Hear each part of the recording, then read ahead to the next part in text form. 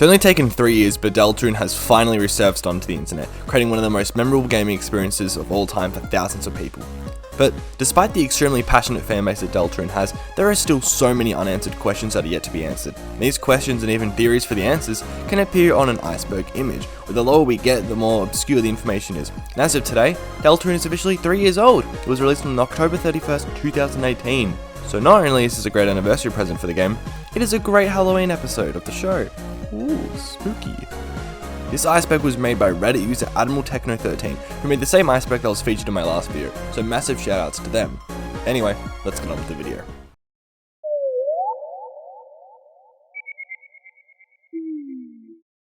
Man behind the tree and the eggs. During a level transition in the first chapter of the game, there is a chance you can be transported to just a single tree. Interacting with the tree will give the message, he is behind the tree. Interacting with the area around the tree will say, well, there is a man here, he offered you something. Then you say yes or no, and if you say yes, you'll be given an egg. If you say no, the man isn't there anymore and disappears. If you interact with the tree one more time, it'll say, well, there is not a man here. And if you do it one more time, it'll say that's just a tree. Inspecting the egg once you've got it will say not too important, not too unimportant. It's theorized that this is related to the man and the egg, saying how the man is not too unimportant, being of importance, and how the egg is not too important, being non-important. The egg also reappears in chapter 2, where you can find it in the transition to the moss room, and it's stated that the man might be happy to see you, and he once again gives you the egg. This man is theorized to be none other than W.D. Gaster from Undertale, but that's just through other mentions of him, which we'll get into later. There is no solid proof confirming this. The Knight. The Knight is a character that we don't know too much about. We've seen a lot of the Knight through text from the King and Queen. We know that they have extreme power and the ability to create fountains like many other liners, and they do create them, with the first one being in the Unused classroom and the second one being in the computer lab. Ralsei reveals that the Knight's true intentions are to create so many dark fountains that the darkness turn to stone and the lightness are forever stuck in darkness. It's implied that Kris is the Knight due to the fact that they create a fountain into chapter 2, but I read a really good theory from Reddit user Vig that goes over a massive issue with this.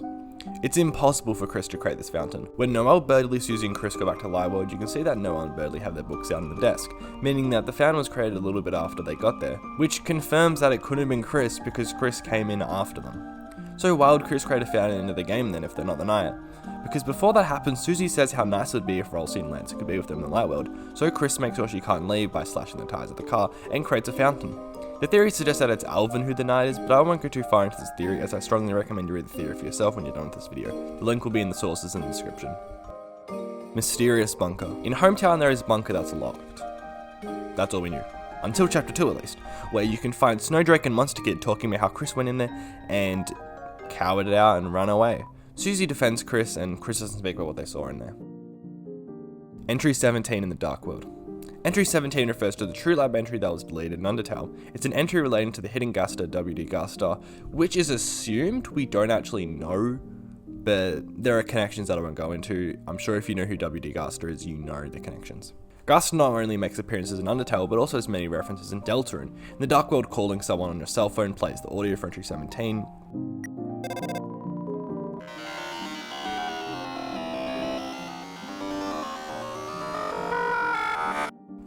Saying that the phone played garbage noise.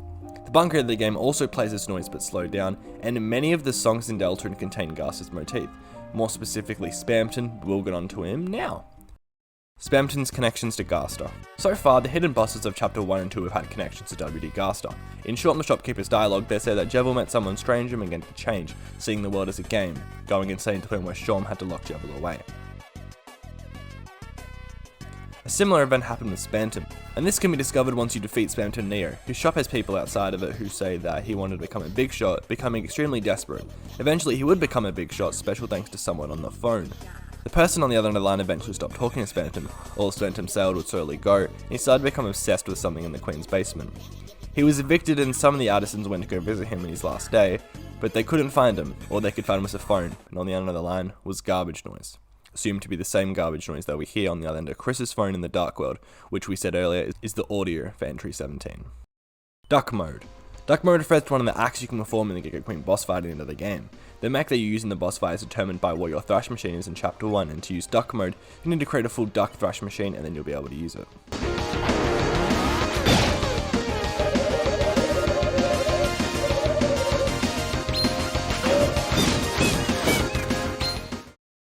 Car honking songs. In the opening of Deltarune Chapter 2, before you enter the cyber world, you can talk to Undyne, who's managing a traffic jam.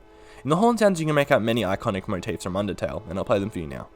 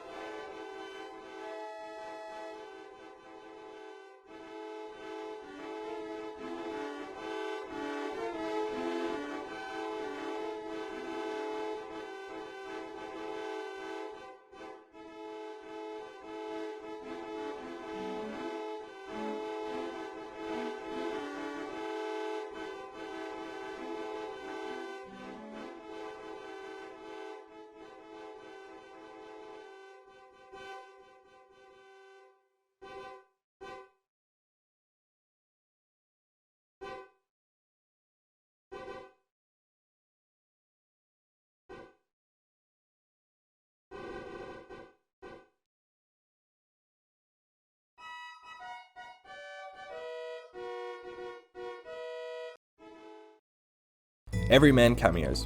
Everyman is a cameo that briefly appears in the True Lab in Undertale and has had many cameo appearances in Deltarune. Everyman can be seen in the back alley of Hometown, in Jevel's Carousel attack, and in Pop-Up's attack. Everyman is related to the True Lab, which also has connections to Toby Gaster with the entries.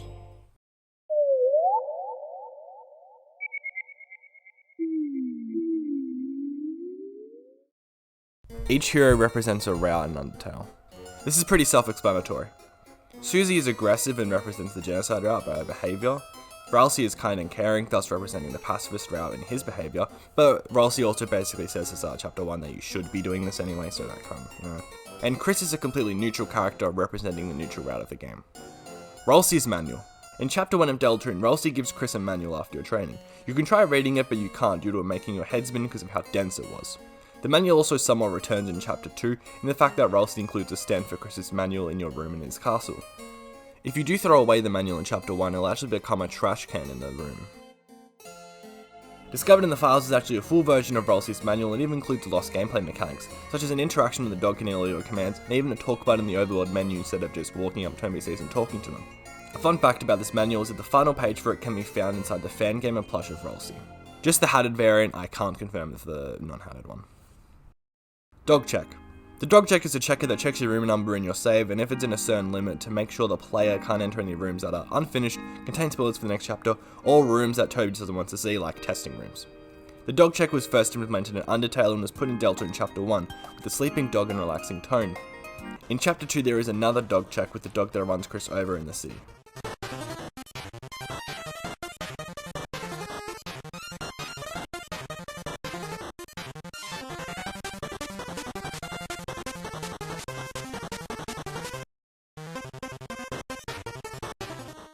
Sweet Cap'n Cakes are a Homestar Runner reference.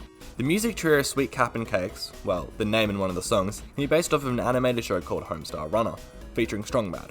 In one of the episodes titled December Ween Sweet Cap'n Cakes, Strongbad is asked to make a crazy cartoon, so he makes one called Sweet Cap'n Cakes, and when his character in the show gets angry, it makes this noise.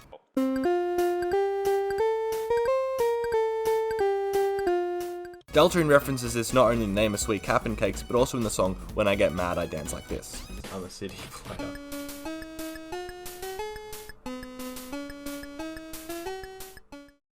Des. Des is referring to Noelle's sister December Holiday. She regularly hung out and was friends with Azriel and Kris, and it's heavily implied in the story that she's either gone or dead. The evidence for this is that during the spelling bee when Noelle was asked to spell December, Noelle freezes, allowing Birdly to win. Another few pieces of evidence is Susie mocking the angel doll that Rudy has until he tells Susie that Des made it and she goes silent. Rudy also claims that without him in the house, no one is ever protect Noelle from her mother's behaviour. Press F1 for help. During your first encounter with Spamton, one of the lines he will say is press F1 for help. If you do then press F1 on your keyboard, it'll heal you. This is in reference to many computer programs that upon pressing F1 will open a help menu. YouTuber FazFaz also made a small video showing that it's R3 on the controller.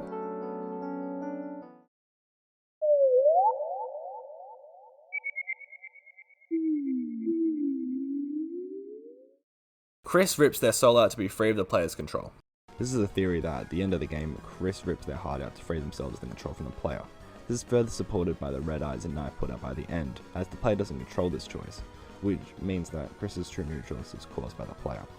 That's what I said in the video from earlier this year, and I still have some extra things to add to this, so I just felt it would be appropriate to play the normal one. During Kris and Susie's animation to the Dark World, you can actually see Kris's eyes for a frame, and they're red. I don't think Kris is evil because of the eyes. Continuing on from the theory from Reddit user Vig, said that Kris isn't evil misunderstood with the evidence I brought up earlier.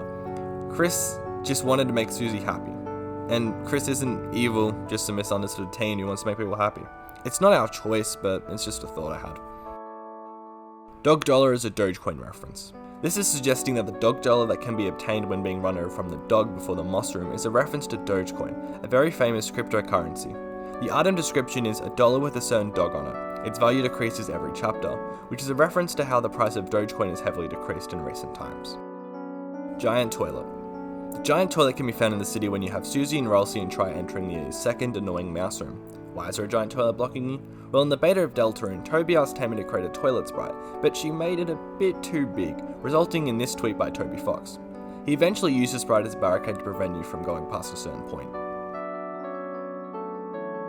Susie's parents. This comes from a theory which I found summarized very well by Reddit user Jello Mortality. Susie wears very rough clothing, which are described as disgusting by other people, regularly eats chalk from the teacher, constantly talks about eating sweets, has no house on the map, and when caught eating Top Chef's cake, gets sprayed with water and hisses like a cat, similarly to the cat that drinks Alphys's milk. I also forgot to mention this, that's why the microphone is different, I'm actually editing while saying this, but in chapter 2, when Susie gets introduced to Ralsei's room that he made for her, she gets very excited and says like, oh, it's my own room. And at the end of chapter 2, when Toriel asks to call her parents, she doesn't and avoids doing it. But keep in mind, this is just a theory. The background of Jevel's fight is a distorted image of a carousel. In Jevel's boss fight, there is a distorted image that you can see in the background. Reddit user SuperMarco640802 found the origin of this image, and here it is. Gerson's hammer. I actually had to get the Iceberg's creator help on this one because I could not figure out what this was referring to, so shout out to Admiral Techno13. During the epilogue of chapter 2, you can talk to Father Alvin standing in front of Gerson's grave. You can talk to him and he'll tell you about some stuff about his father, Gerson, and what he knows about Kris and Azrael. Before you leave the area, you hear him talk about how he could use Gerson's hammer for something. We don't know what it is, why he's asking if it's right for him to use it, or why he's using it, but it's still very interesting to think about. Kris and Susie's names. I can't find anything to confirm this, but anagrams play a part in all the names of the Lightners. Ralsei is suggested to be an anagram for Azrael, which could be Kris potentially personifying Azrael into Ralsei due to them missing Azrael so much. Susie could be an anagram for Issue, and Kris could be an anagram for Risk. I don't know what this means, it's just something to think about.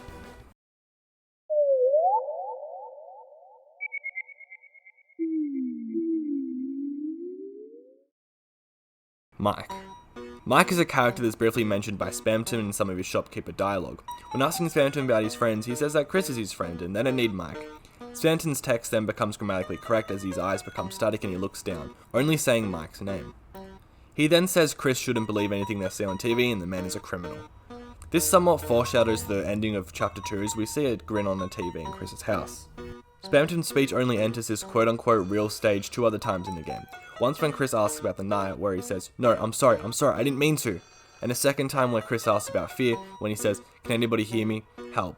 Followed by Spamton saying that they didn't hear anything, but it sounded like they were talking to you. Not Kris, you. Spamton Neo cheat. In the Spamton Neo boss fight, there was a glitch that if you charged up your shot and pressed enter, it would shoot a spam shot and then still be recharged. This was considered a glitch until September 23rd with update 1.06, where the cheat was developed into a feature, where if you use the attacks from Spamton, the boss fight will become a lot harder. Unused Chapter 1 Thrash Machine boss. In the recent Deltarune livestream that Toby did for the 3 Dads from Fangamer, he talks about a deleted part of the Thrash Machine in Chapter 1. Take a look. The Thrash Machine would originally be like a boss that was influenced by your choices. But in the end that was too much effort, so I just blew it up. It's better that way. Yeah. Or imitating life. Yeah. It would have been. Pop Team Epic's April Fool's K-Round reference. An anime comedy series called Pop Team Epic had a few specials in 2019, and in one of these specials there are many video game references, one of them being a reference to the K-Round boss fight in Chapter 1 of Deltarune. uses a very similar recreated UI, and also has a very, very funny recreation of the fight. Like, scarily accurate. Tiny car in Castle Town. Now, I just want to say for closure, as the time I'm recording this is a long time before the video is actually being uploaded, because I want to spend a lot of time in this video, I cannot confirm what I'm saying is true. It is all speculation right now, because my source that I had for this got deleted. So, it could be fake. Please correct me in the comments, I will pin your comment. Once returning from the cyberworld, many recruits from the world will be in Ralsei's Castle Town. If you avoid less than 3 cars when you're driving with the Queen and recruit all the enemies, a small car will appear near the door that you entered through in the first game. DELTARUNE was based off of a fever dream that Toby Fox had. In 2019, with Nintendo in his world Sojima, Toby stated that, in 2011, when I was living away from home, I was in college. I had a flashy illness. I had a very vivid dream where I was sleeping with a high fever because I couldn't get any medicine. It was a dream of the ending of the game, and since then I've been obsessed with the idea that I have to make that ending game.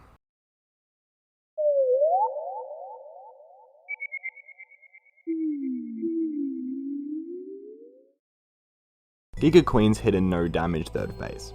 If you avoid being hit in the first 2 phases of the Giga Queen boss fight, then in the third round the Queen will have increased damage, but the Thrash Machine will also have increased damage, so it's fair. You can also see the blue shadows on the outline of the attacks now, so that's something to think about. Kris is terrified of Spamton and Neo due to them being able to relate to them about freedom. This suggests that Kris is scared of Spamton and Neo due to them talking about how they're free from their strings as a puppet, which is a similar position that Kris is in DELTARUNE. As we said earlier, Kris and the player are separate and can make their own decisions without the other's involvement, like Kris at the end of both games. Sans originated from Hometown. This theory suggests that Sans' original home wasn't Snowdin, but was actually Hometown. There is some truth to this theory, as Sans' original home was confirmed to not be Snowdin in Undertale. Sans says that he gave up trying to go back a while ago, and even understands how Frisk feels about missing home in Undertale. There are no solid connections that suggest Sans' home is Hometown, but there's a good chance that it could be. Kris is being possessed from the same anomaly from Undertale. This is a theory that brings forth the idea that Kris is actually possessed from something. The main evidence for this being whenever Kris rips the player's souls out to do something quote-unquote evil, like showing the knife or creating a fountain. The thing possessing Kris could be whatever was smiling in Chapter 2, Gaster maybe Kris went into the bunker and now ever since then they've been possessed, but we don't actually know for sure. Missing Pixel in King and Queen's Arena. In both chapters of DELTARUNE, the final boss fight have a misplaced pixel in them. This happened in Chapter 1 as a mistake, but from what I'm seeing, it seems that Toby put the misplaced pixel in Chapter 2 there on purpose, purely to mess with fans who annoyed him about the pixel within the first chapter.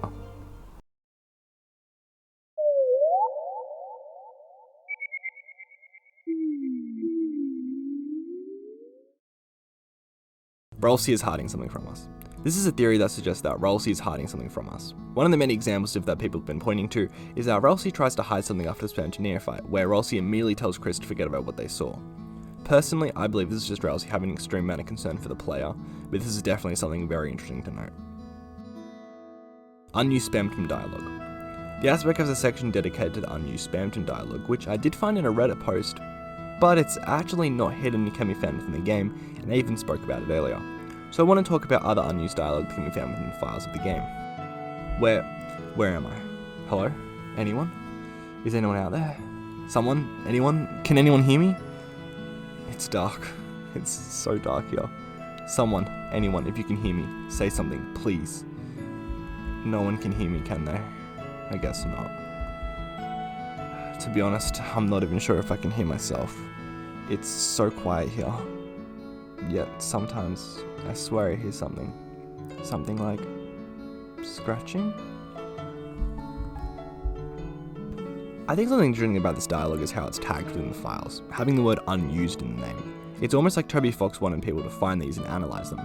Personally, I believe this could be our character that we created in the first part of the game, but I'm honestly not sure. If you have any idea of what this could be, feel free to comment on it. Number of the Beast. The number of the beast, or Sane's number, is 666. The reason that this is relevant to DELTARUNE is that if you view the properties of the survey program build of the game and see what version it is, it's 0.6.6.6. Also, data miners found that in Undertale, WD Gaster's battle information all had 66666 in it, with it subtracting 66666 experience and gold upon defeat.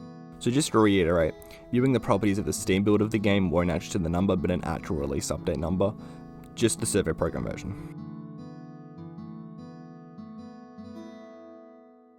Unused bleeding sprites. In the Trash Zone cutscene where Ralsei heals Susie, there are some unused files that give Susie blood on her hand. This was probably removed due to conflicting statements about blood in the games. While Susie says that everyone bleeds, a monster in the apartment buildings asks if it has been made out of blood to Kris, and it's honestly quite unclear if monsters can bleed or not, but this suggests that they can't.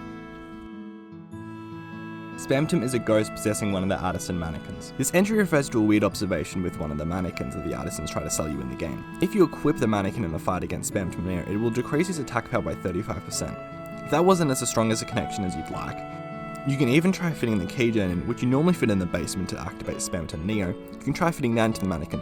The game says that it squirms but doesn't fit.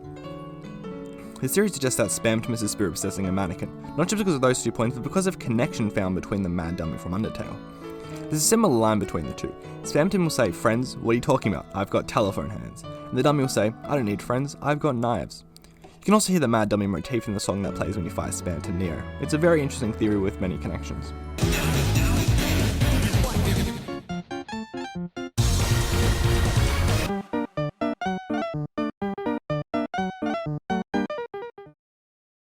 Sans' voice in the computer field puzzle. In the worded puzzles in the cyber field, when going on to the A, there is a small chance that instead of hearing the computer say A, you will instead hear Sans' voice. This is probably in reference to Sans' creation, how his voice is a sound clip from Patrick from SpongeBob saying A mid-sentence. Maybe it's the way you're dressed. Maybe it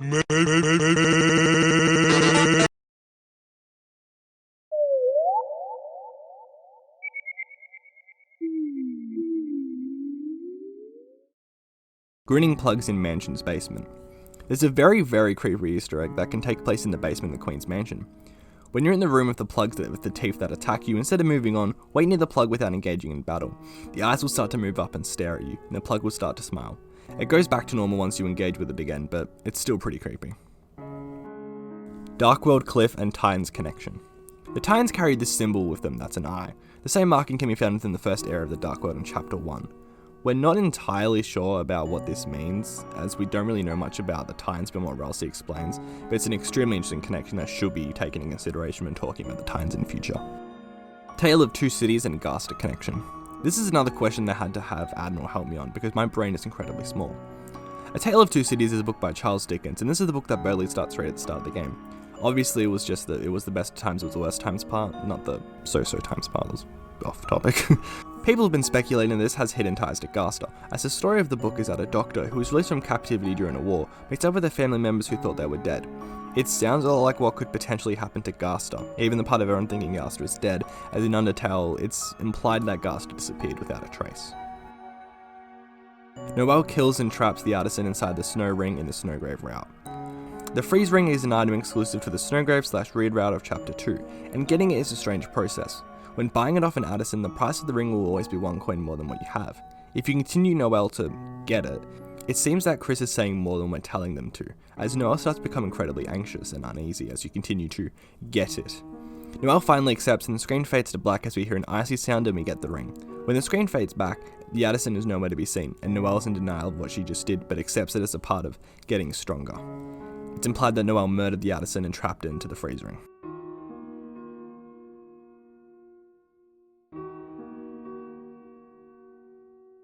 (1997) Big Shot commercial. In 1997, an American soft drink company, Big Shot, launched an ad that featured footballer Mike Takeda. What does this have to do with Deltarune? Well, Spamton is a character that commonly talks about becoming a big shot, being the best salesman in 1997, and even a character named Mike. The small mascot and even somewhat resembles Spamton, so this is probably something that Toby got inspiration from. I'm not saying that this has any meaning, I just think it's a pretty cool connection to make. That's it. It's time for a big shot. Oh, yeah, y'all, we do need a big shot. We need a big shot on our side. We need a big shot. We need a big shot. You need a big shot? I got your big shot right here. We got 12 delicious flavors, and you'll love them all. Saber Center has all your big shot tailgate party needs at prices too low to mention. Look for Iron Mike Big Shot displays at Saber Center. Big Shot of the Week. Kris and Azrael made a model of the god of hyperdeath for Rudy. One piece of dialogue with Rudy in the hospital has him mention that Kris and Azrael made a figurine of an angel for him, but because the wings were so big it constantly fell over. There's no denying that there is a connection between the angel that Kris and Azrael made and Azrael's ultimate angel form from Undertale's true pacifist finale, with the main evidence being the massive wings. Since the release of Chapter 2, there has been even more evidence to suggest this. With inspecting Azrael's computer at the start of the game, you can learn that he'd been working on a game with a character with massive rainbow wings, similar to how his final form is in Undertale.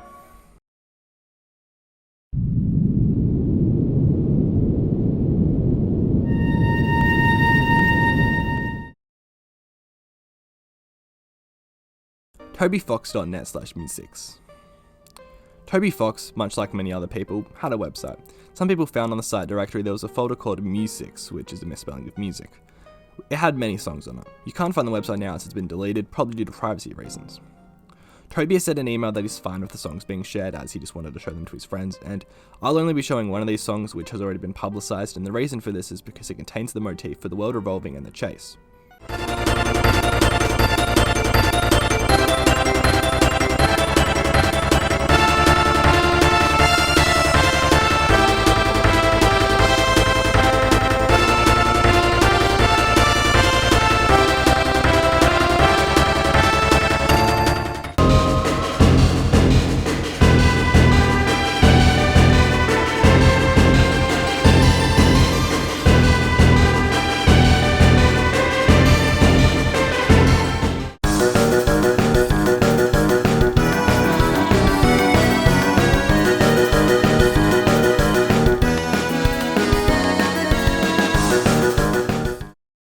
So just to reiterate, all that's on the website is short songs and audio clips that Toby wanted to send to his friends. There is no secrets, there's nothing about Deltarune, it's just a smaller website that he had.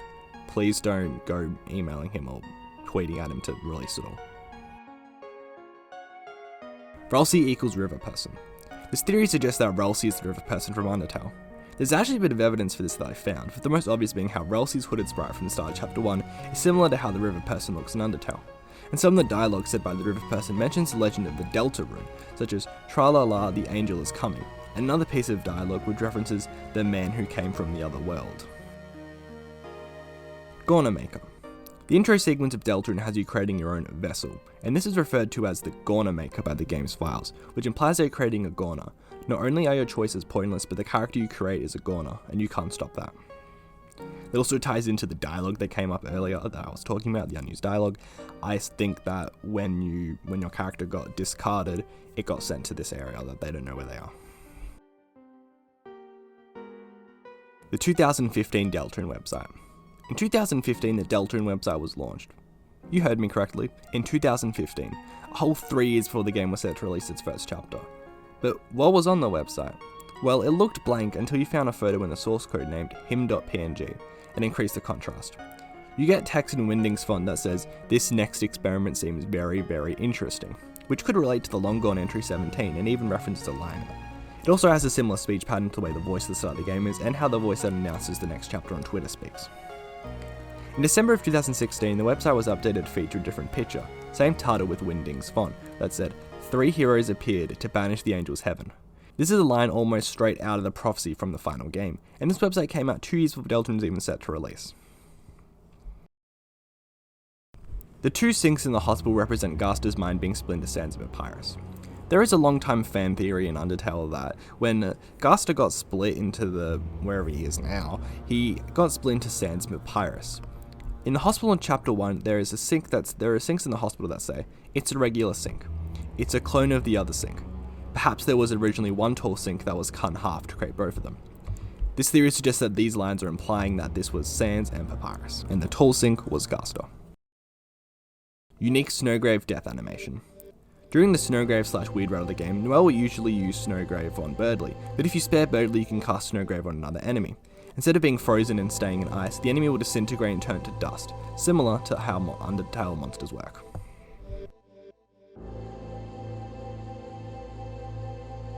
Birdly dies in his sleep at the end of Snowgrave Route and has his corpse hidden in a closet.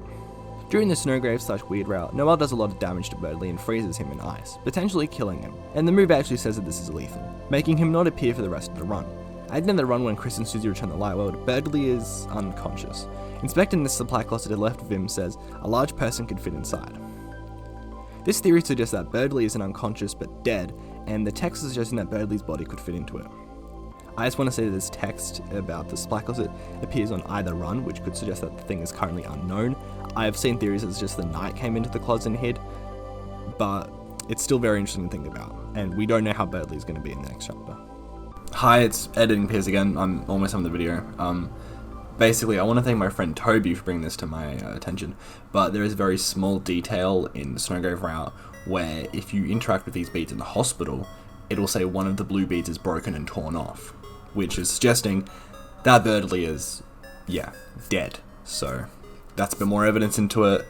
I don't know how this is going to tie into the game, because Toby Fox has stated on the FAQ on his website that the game only has one ending. So I don't know how these are going to be tied together, but that is just, it's very interesting. So that's another Deltarune Iceberg. I had a lot of fun researching this one and exploring the lore even further. I love Deltarune so much, it's definitely one of my favourite games ever released, and it just keeps getting better and better. I cannot wait for the next chapters coming out. It's just such a great game for me. I think it's because I was very nostalgic for Undertale, and this just feels like a better Undertale almost. I can't wait for chapters 3 to 5 to come out in 2026. I'm Ralsei. Happy Halloween, and good night.